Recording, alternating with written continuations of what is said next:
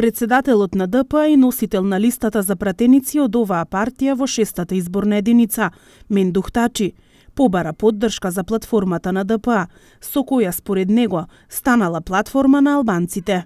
Ако ДУИ победи повторно на изборите, нашата држава ќе се изолира од светот, затоа што оваа партија постојано создава кризи. Ние ќе бараме да се инвестира во средини каде што живеат албанци, во тие средини да имаме силна економија и ќе се залагаме странските фирми кои инвестираат тука да вработуваат по етнички клуч, рече Тачи. Како што рече, помина времето на празни зборови и теории. Мора повеќе да се инвестира во образованието, во инфраструктурата, во здравството.